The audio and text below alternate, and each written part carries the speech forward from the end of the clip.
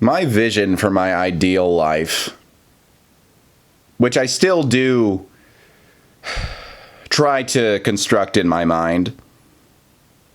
I used to be very visualization heavy and have these dreams of like what my great perfect life was going to be like.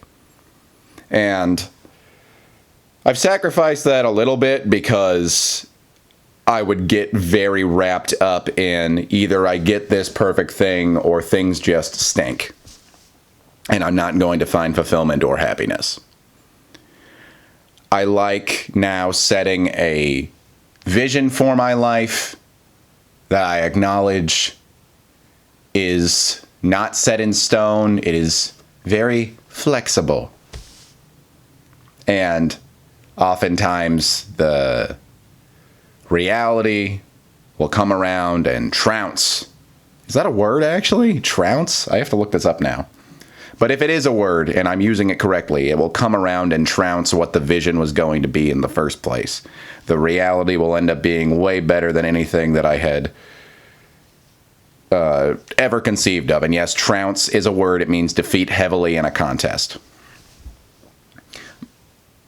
That was a very long run-on sentence or a very long parenthetical for my vision for my life has changed dramatically. Where I feel like it's just gotten a lot more downscaled.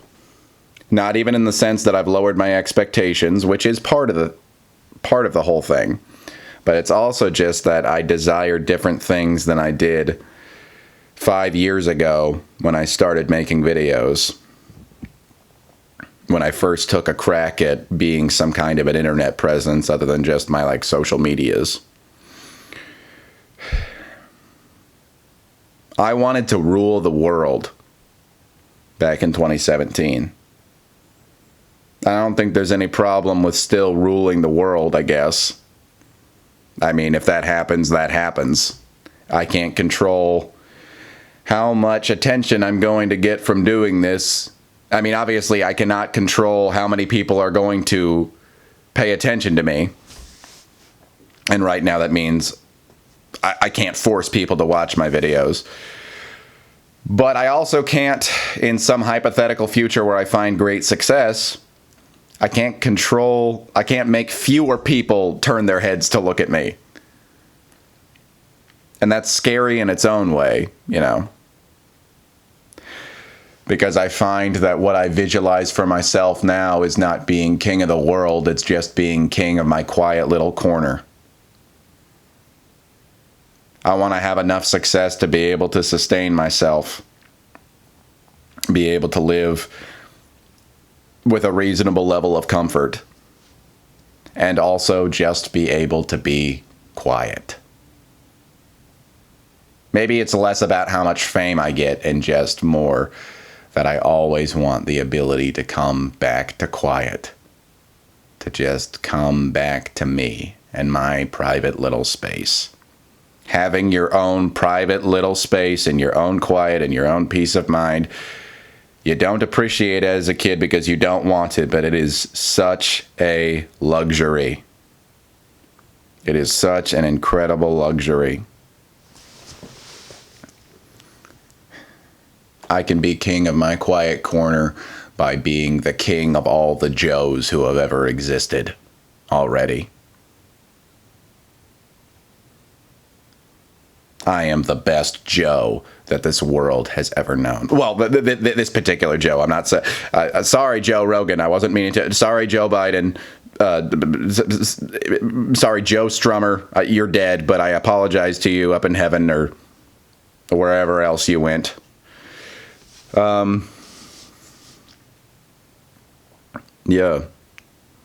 I used to visualize about being on stages and people screaming my praises at me.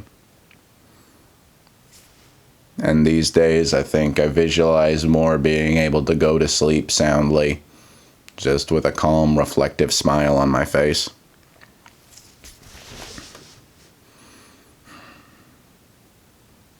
Man, this is my world.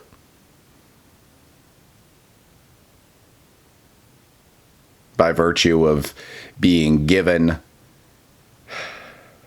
some means of experience and being given this weird avatar with which I walk through this simulation, I'm already king in some regard. And I always want to be in touch with that, and I want to make that. I can already get in touch with that internally, but I want to make that more my external reality. Joe shall be king of Joe's quiet corner, the Lord doth say.